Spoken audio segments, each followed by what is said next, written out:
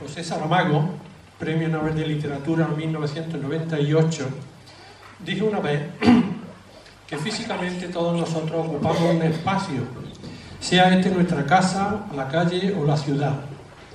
Pero a su vez todos nosotros estamos ocupados por nuestra memoria individual. Dicho de otra forma por el genial novelista, somos la memoria que tenemos y la responsabilidad que asumimos. Sin memoria no existimos y sin responsabilidad quizá no merezcamos existir. El libro que muchos de vosotros tenéis en vuestras manos ya es un trozo de memoria que José Manuel ha tenido a bien regalarnos.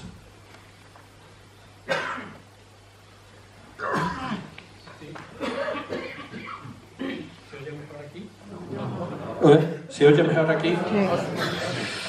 Decía que es un trozo de memoria que José Manuel ha tenido a bien regalarnos. No es fácil extraer de lo más hondo de nosotros mismos, donde reside la memoria, los recuerdos de nuestra infancia que quedaron allí grabados hace años.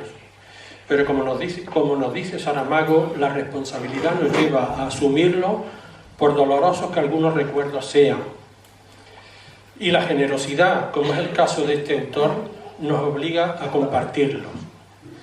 Así, las vivencias de un tiempo muy duro, difícil, traumático, los sentimientos que brotaron en el interior y las emociones que produjeron componen el decorado ante el que representamos la tragedia grande o pequeña de nuestras vidas. Los retazos de vida, la suya, la de sus padres, que José Manuel nos cuenta en estos poemas, por las circunstancias en que se produjeron, por la enorme intensidad de esas vivencias, por la hondura y permanente huella que dejaron en ellos, por lo extraordinario y al mismo tiempo lo común que fueron en aquellos años de posguerra, en el momento de sacarlo a la luz se convierten en memoria histórica por derecho propio y por la fuerza de su narración. De nuevo Saramago. Hay que recuperar, mantener y transmitir la memoria histórica, porque se empieza por el olvido y se termina en la indiferencia. La Guerra Española de 1936, la mayor tragedia que han tenido que vivir los españoles en su larga historia, dejó a la población dividida en grupos, en categorías sociales irreconciliables, como fue vencedores y vencidos. Dentro de estos últimos hay una subcategoría poco estudiada, es la que se conoce como niños de la guerra.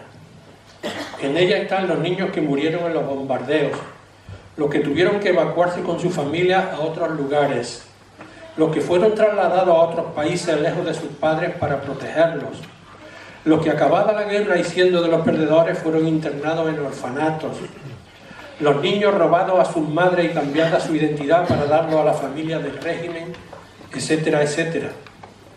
Un grupo de entre ellos son los que tuvieron una infancia sin padre por haber sido condenado a largos años de prisión.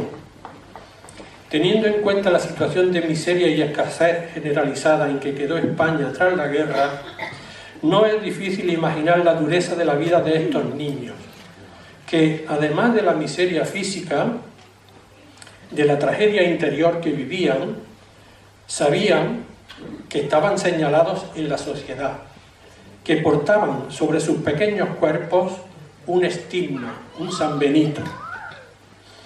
Había que sobreponerse a esa cruel agresividad social, como cuando le grita una madre a su propio hijo: entra ahora mismo en casa y no vuelva a jugar nunca más con el hijo de un rojo.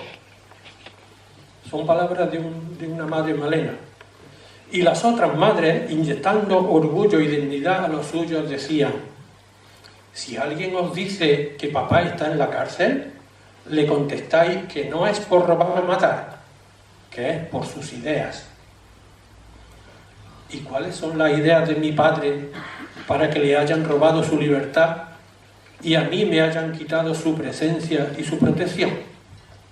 ¿Qué daño pueden hacer unas ideas?, se preguntarían esos niños conforme fueran madurando. En esta narración, José Manuel se mete en la piel de su padre durante los largos años de la ausencia por la cárcel. el sufrimiento de su padre lejos de su esposa y sus hijos, a los que solo puede mandar una postal a la semana. El historiador Francisco Moreno ha descrito que el hecho de que los presos estuvieran muy lejos de sus familias no era una casualidad, era algo planificado, para privarlos del apoyo físico y moral de sus familias. Cuando el marido está a 1000 kilómetros, no es posible ir toda la semana a verlo y llevarle algo de alimento y de aliento. Francisco Moreno, con ingenio e ironía, llamó a esto turismo penitenciario. De otra parte, la privación de libertad la expresó rotundamente Marcos Ana, quien ostenta el récord de estancia en las cárceles franquistas como preso político. Dejó escrita esta frase: «Decidme cómo es un árbol». Y el hambre que soportaban los reclusos lo dejó escrito Manuel Martín, un maleno que desde la cárcel escribía a su mujer así: «Sueño cada día con un picadillo de tomates, pero no me traigan nada, solo un puñado de bellotas».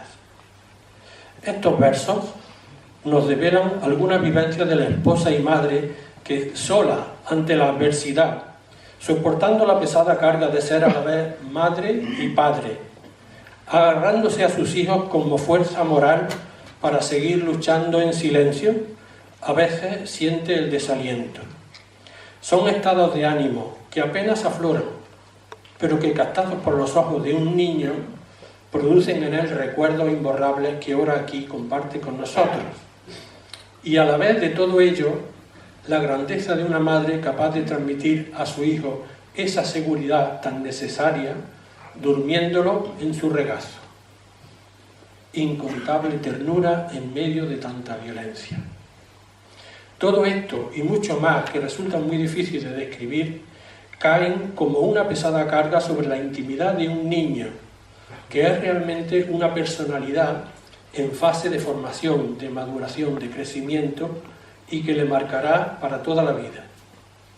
Mari Carmen Rejan Martín, psicóloga y doctora en filosofía por la Universidad de Reims, Francia, niña de la guerra ella misma, evacuada a Francia, ha escrito estas palabras: «Lo que es patente visto desde la práctica terapéutica es la absoluta necesidad para un niño de poseer un marco pacífico, estable, fijo y seguro para poder desarrollarse y llegar a ser así un adulto autónomo, razonante y sano psíquicamente.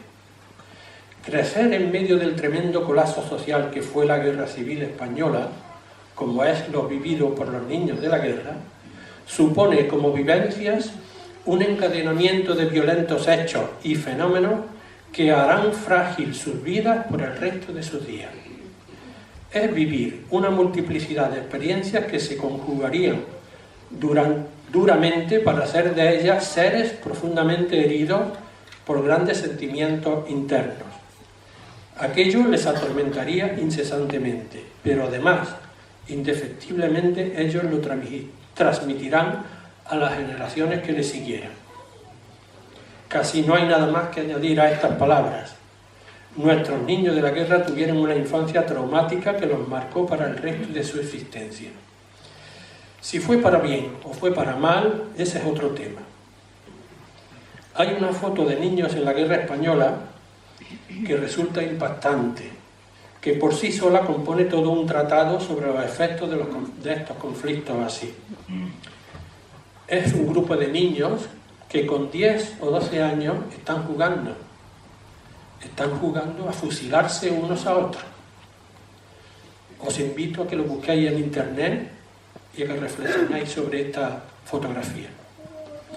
Mari Carmen Reja sigue diciendo: por ello, decir, escribir, hacer testimonio de lo vivido, a pesar de lo difícil de esta tarea, parece ser uno de los caminos más justos para ayudar a sacar del silencio, de la vergüenza, de la culpabilidad y del dolor todo aquel que haya vivido esta experiencia.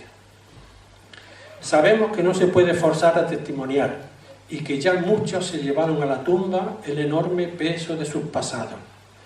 No obstante, darle al testimonio un verdadero lugar en la sociedad no es solo cuestión de salud mental, es resituar y restaurar la verdad en lo que tiene de funciones educadoras e históricas, en su condición ética y moral.